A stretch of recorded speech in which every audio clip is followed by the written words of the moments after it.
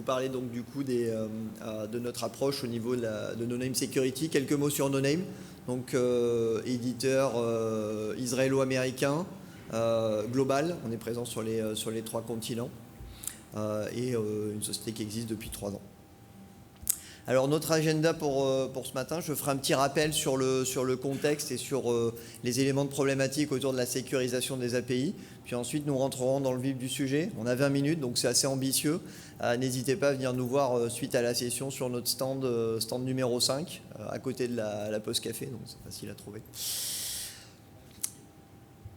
Donc quelques mots de contexte. Alors désolé pour ceux qui sont venus à la session d'avant, j'avais déjà utilisé quelques slides, mais je vais faire vite.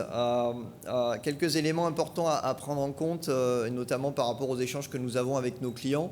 Nul besoin de rappeler que les API sont devenues mission critical aujourd'hui. Elles sont l'élément de communication de tout pipeline moderne entre des pièces de logiciels. Le point qui est intéressant à noter, si on compare les API de maintenant par rapport à il y a 15 ans, c'est la richesse de l'information qui est exposée aujourd'hui dans les API, comme vous le savez, alors qu'il y a 15 ans, on avait des informations qui n'étaient pas très intéressantes. Et c'est ça, quelque part, le plus gros changement. Autre point intéressant, quand nous échangeons avec nos clients, on se rend compte qu'ils ont des environnements qui sont très hétérogènes par rapport à un contexte. Ça peut être des acquisitions, ça peut être lié à des projets de type Move to Cloud. Donc du coup, en termes d'hébergement des workloads liés aux API et en termes d'exposition de ces API, on a des solutions multiples qui peuvent être utilisées dans les organisations avec lesquelles nous travaillons. Un dernier point également, plus lié à la partie dev. Les devs ont aujourd'hui énormément de pression pour délivrer par rapport au business. On dit souvent que l'application, c'est le business. Et du coup, parfois, ils veulent aller au plus vite. Et le plus court chemin vers ce delivery passe pas toujours par la case sécurité. Donc du coup, quand on met tout ça bout à bout, on a une surface de choix pour quelqu'un qui voudrait exfiltrer des données d'une organisation. Donc en 2021, il y a eu un certain nombre de data breaches qui ont impacté des sociétés dans à peu près tous les domaines. On peut citer Peloton, par exemple, qui fait des équipements de sport connectés, qui s'est vu exfiltrer une grosse partie de sa base client. On voit également que les clients sont également inquiets, notamment après des démarches de API First. On l'a vu notamment avec des organisations avec lesquelles nous travaillons. Et on voit qu'ils expriment des inquiétudes sur le fait d'aller très très vite pour exposer des nouvelles API, des nouvelles versions. Et ils se demandent s'il n'y a pas quelque part un trade-off par rapport à la sécurité et par rapport au risque d'exposition des données associées. Si on regarde l'impact du point de vue business, aujourd'hui, une API qui est compromise, c'est potentiellement une interruption de service. À un moment donné, il faut arrêter le service pour fixer le problème quand il est considéré comme critique. Ça veut dire que derrière, il peut y avoir des pertes financières. Il y a également un impact pour l'image de marque de l'entreprise. Très récemment, Proximus s'est fait exfiltrer des données en 2022, c'était au mois de janvier, via une API défaillante dans l'une de ses filiales, 15 000 données utilisateurs qui ont été exfiltrées de chez Proximus en Belgique.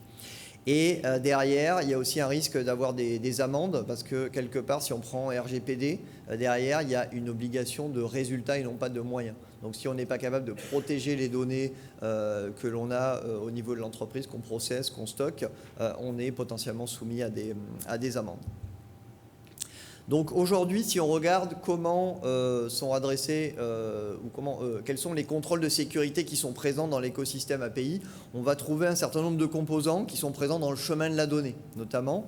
On va trouver des API Gateway, on va trouver des firewalls applicatifs qu'on appelle également WAF.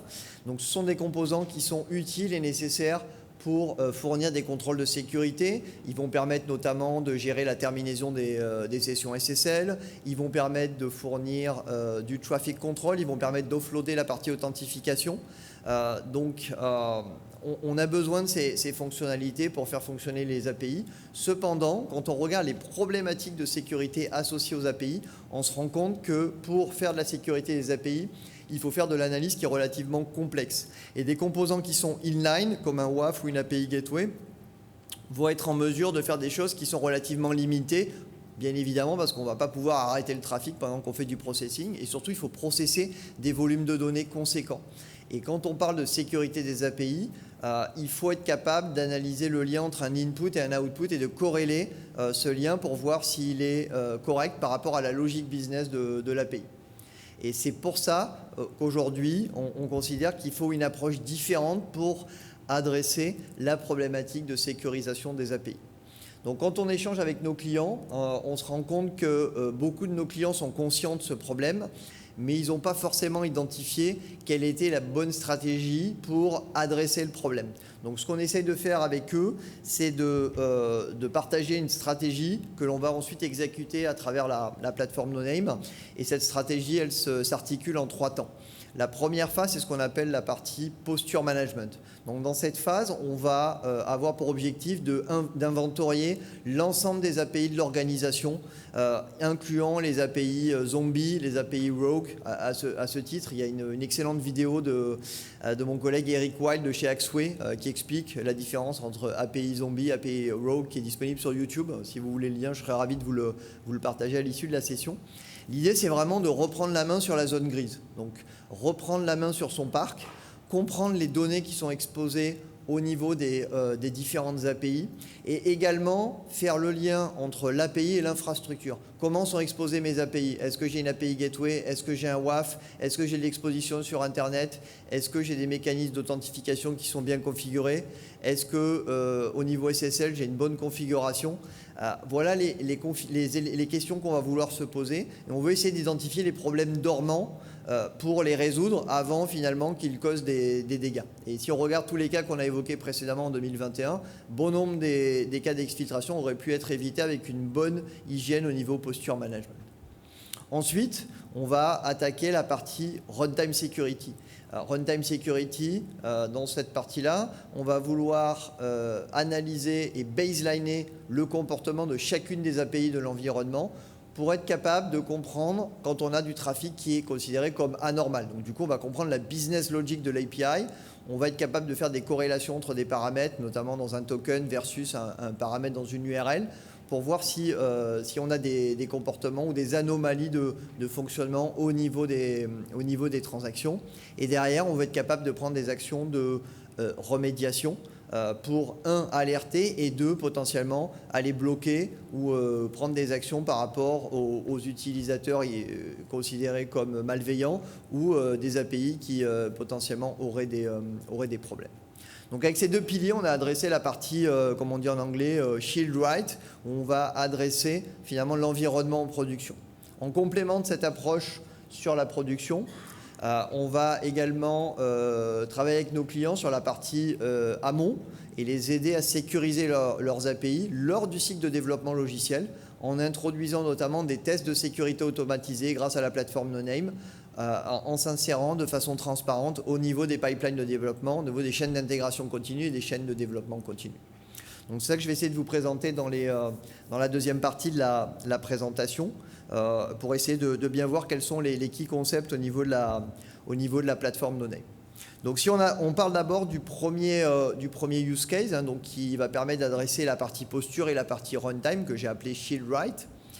En fait, aujourd'hui, la plateforme NoName va se déployer sous la forme d'un stack cloud native, un ensemble de microservices. On va être capable de déployer de façon assez flexible, soit sous la forme d'un mode SaaS qu'on va opérer nous-mêmes, soit, et ce qui est le modèle le plus couramment utilisé en Europe, notamment par rapport aux problématiques de régulation, on va être capable de déployer la plateforme dans l'environnement de nos clients. Du coup, tout le processing, toute l'analyse des données se fait à l'intérieur de l'organisation. Il n'y a aucune donnée qui est transmise à l'extérieur de l'organisation. Et notamment, quand on travaille avec des opérateurs d'importance vitale, quand on travaille avec des organisations dans le domaine de la défense ou du gouvernement, ce sont des organisations qui ne veulent absolument pas avoir de l'analyse du processing dans un cloud au niveau de leurs données, notamment quand on parle des données qui sont transmises et consommées à travers les API. Donc, grosse flexibilité de déploiement. Ensuite, comment ça marche? C'est souvent la première question que nos clients vont nous poser. On va avoir une approche qui est out of band. Donc, on ne veut surtout pas impacter le fonctionnement des API. Donc, ce qu'on va faire, c'est qu'on va récupérer, on va consommer une copie du trafic en temps réel envoyé de façon asynchrone à la plateforme NoName. Donc, pour récupérer cette copie de trafic, on va pouvoir le faire à travers différents mécanismes. On peut utiliser du mirroring qui est dispo dans le cloud, qui est dispo dans le data center à travers des plateformes existantes. On peut récupérer des logs de trafic au niveau d'un load balancer comme F5. On peut récupérer une copie des requêtes et des réponses au niveau de plateformes de type API Gateway. Voilà, donc il y a divers moyens qu'on peut utiliser sur lesquels on va travailler avec nos clients. Il y a peut-être déjà une collecte qui est faite chez le client. On a par exemple des clients qui ont du Kafka où ils ont déjà collecté les logs de trafic. On va s'appuyer sur cette collecte qui est déjà en place pour aller récupérer cette copie du trafic en temps réel. En faisant ça, on va être capable, sur la base du trafic, de découvrir et de documenter au niveau spec. Quand je parle de documentation, je parle de spécification. On va être capable de documenter toutes les API. Et du coup, on va être capable de réaliser le baselining dont je vous parlais pour comprendre le comportement, pour faire cette analyse de comportement en utilisant du machine learning au niveau de la plateforme donnée. Donc on va utiliser du machine learning non supervisé. Pourquoi? Parce qu'une API est régie par un schéma. Et donc quand on a de la donnée structurée comme une API, la meilleure méthode, la méthode adaptée pour faire du machine learning, c'est d'utiliser du machine learning non supervisé. Okay. Donc on va être également capable de faire tout l'inventaire des données qui sont consommées à travers ces API et on va être capable de tracer ça dans le temps. Et du coup, on va être capable de comprendre et d'analyser dès lors qu'on va avoir des patterns de trafic, des anomalies de trafic, des anomalies comportementales, des déviations par rapport à notamment des ranges de valeurs, par rapport à des corrélations de paramètres entre une URL et un token. Voilà le genre de scénario et le genre de choses qu'on va analyser, qu'on va baseliner au niveau de la partie runtime security. Donc point très très important, quand on déploie une plateforme comme ça chez un client, ce qui est important pour les clients, c'est de pouvoir consommer la valeur qui est amenée par la plateforme au niveau de leur système de gestion d'incidents et de réponse aux incidents. On ne veut pas avoir une autre plateforme à gérer. Donc ce qu'on va leur apporter, c'est une intégration native dans les solutions de SIEM, comme Splunk, dans les solutions de gestion de ticketing comme ServiceNow, ou des solutions plus orientées dev comme Jira. On va également être capable de générer des webhooks natifs pour consommation dans des plateformes tierces. Donc l'idée, c'est d'avoir toute cette intégration prête à l'emploi, comme on dit, out of the box, pour que les clients puissent très facilement consommer la valeur de la plateforme directement dans leur écosystème. Alors pour vous montrer quelques exemples, voilà le type de questions sur lesquelles on va aider les clients à avoir une réponse. Si par exemple je demande à un client quelles sont les API de son environnement qui exposent des données de type PII, c'est souvent un peu la question piège, il n'est pas forcément en mesure de répondre, il n'a pas forcément les outils pour répondre à cette question. Donc on va lui permettre très facilement d'avoir cette information. Donc par exemple ici j'ai une copie d'écran, je peux cliquer sur email et je vais avoir instantanément la liste de toutes les API qui vont consommer un email au niveau requête et ou au niveau réponse par rapport à mon analyse de trafic. Okay, donc très gros focus sur la partie data et aussi une capacité à traquer les changements dans le temps. Une API qui expose des données ABC à un instant T, elle est versionnée et à un instant T plus 1, elle va se mettre à exposer des données ABCD EFG parce qu'il y a eu un changement dans le code et ça, on a besoin de le traquer. Et c'est pour ça que des outils de type pentest malheureusement ne vont pas scaler, c'est ce que nous disent nos clients. On a besoin d'avoir une analyse en permanence, on a besoin de traquer les changements dans le temps au niveau des données qui sont exposées et consommées au niveau de ces API. Un autre point également important, c'est de pouvoir faire le lien entre les API et l'infrastructure. Donc ici, j'ai un exemple que j'ai anonymisé qui vient de chez un client où on était dans AWS. On voit qu'il y a une API qui est consommée en interne via des constructs AWS de type load balancing. Donc on a un target group. Je ne sais pas si c'est très lisible. On a un load balancer. Mais on voit également sur la partie gauche qu'on a un accès direct à Internet. Et ça, c'était peut-être quelque chose qui a été fait temporairement pour résoudre un problème. Et comme vous le savez, c'est souvent le temporaire qui dure. Et maintenant qui est plus sous contrôle, donc du coup, on a une exposition Internet directe de cette API qui devrait peut-être pas l'être. Et c'est le genre de problème qu'on va remonter. Donc l'idée, c'est de ne pas seulement regarder les API et de découvrir les API, mais c'est de corréler les API avec l'infrastructure cloud sous-jacente notamment. Donc ça, c'est également quelque chose qu'on va apporter à nos clients, en même temps qu'on va leur permettre de comprendre notamment l'exposition en termes d'authentification. Est-ce que mes API sont authentifiées, pardon? Si oui, par quelle méthode? Au pluriel, hein, il peut y en avoir plusieurs. Autre point important, comme je vous l'ai dit, toute la découverte va se faire sur l'analyse de la copie du trafic qu'on reçoit en temps réel de façon asynchrone. Okay. Donc du coup, comme on a une copie exhaustive du trafic, on peut reconstruire dynamiquement une documentation de l'API qu'on va présenter à travers une UI Swagger. Mais les clients ayant déjà des spécifications API à leur disposition, ce qu'on va leur proposer, c'est également d'injecter leur spec OpenAPI ou leur Swagger et de faire la comparaison entre ce que l'on voit sur le réseau, sur la base de l'analyse temps réel, et sur ce qu'il y a dans les spécifications. Et on va être capable comme ça de remonter les deltas. Je parlais de ABC, de ABCDEFG. À un moment donné, il y a une API qui va exposer des données. On va le voir sur l'analyse du trafic. Cependant, quand on regarde dans la spec, en fait, la spec n'a pas été mise à jour et on voit qu'il y a des données qui sont renvoyées par l'API, qui ne sont pas sous contrôle parce qu'elles ne sont pas documentées dans la spec. Donc on va permettre également à nos clients de faire cette corrélation et de remettre entre guillemets au carré leur documentation au niveau de leurs API. J'ai parlé analyse tout à l'heure, donc l'idée c'est de pouvoir faire cette baseline, de pouvoir faire cette analyse comportementale qui est impossible à faire inline, puisqu'il faut analyser des volumes de trafic, il faut construire une modélisation et il faut être capable de créer notamment ces règles de corrélation de façon dynamique sur les API qu'on apprend. Donc c'est ça qui va nous permettre de remonter des problématiques de BOLA par exemple, ou à un moment donné, si je prends une page qui va permettre de requêter les détails d'un utilisateur, je suis logué sur une appli, je me suis authentifié, je vois mon profil utilisateur. Il y a une autre personne qui fait exactement la même chose. On est sur des transactions qui sont normales du point de vue de la business logic. Et puis soudain, on voit que dans le trafic, on a un utilisateur authentifié, donc il y a un token associé à cet utilisateur Z. Et lui va être capable de dumper, il va plutôt faire des requêtes sur des dizaines d'utilisateurs pour récupérer les user details. Et malheureusement, le back-end a un trou dans la raquette et il ne fait pas de vérification autre que la partie authentification de l'utilisateur. Donc là, typiquement, on va être capable d'identifier qu'il y a une déviation de comportement par rapport à ce qu'on a baseliné et on va être capable de la remonter. Alors, on va également remonter des choses plus liées à de l'analyse de pattern. C'est ce qu'on voit ici en bas à droite sur l'écran. C'est une copie d'écran que j'ai fait le lendemain du week-end de Log4j chez un client. On avait prévu de déployer ce jour-là, on n'avait pas prévu de travailler sur le sujet, mais on a été rattrapé par l'actualité. Il y a beaucoup d'équipes sécurité qui ont souffert pendant de longues semaines avec ce fléau qui a été Log4j. Et en fait, en day 0, on était capable d'identifier qu'il y avait des comportements anormaux. Donc on a permis aux clients de bloquer notamment des IP malveillantes au niveau de son firewall périmétrique. On n'était pas capable encore de dire que c'était Log4j dans notre base, parce que c'était du 0D, mais on était capable de l'identifier et de voir que c'était une injection de commande par rapport à notre intelligence, notre moteur d'intelligence au niveau de la plateforme. Voilà.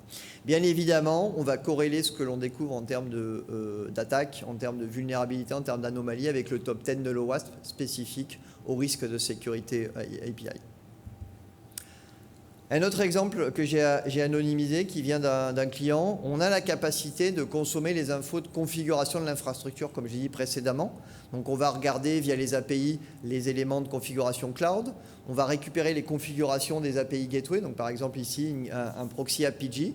Et là, vous voyez qu'en fait, on a identifié que le proxy APG n'avait pas été mis à jour et que les modules Node avaient un certain nombre de vulnérabilités. Donc on va donner de l'info, on va donner de l'insight aux équipes qui opèrent la plateforme pour qu'elles puissent derrière prendre les actions de remédiation associées. Donc là, typiquement, on va faire les upgrades du proxy pour éviter d'avoir une plateforme vulnérable qui soit exposée sur l'extérieur. Remédiation, comme je le disais, l'idée c'est d'avoir quelque chose qui est prêt à l'emploi. Il ne faut pas que les clients passent du temps à construire des intégrations avec leur workflow existant. Il faut que ça soit du click and drop.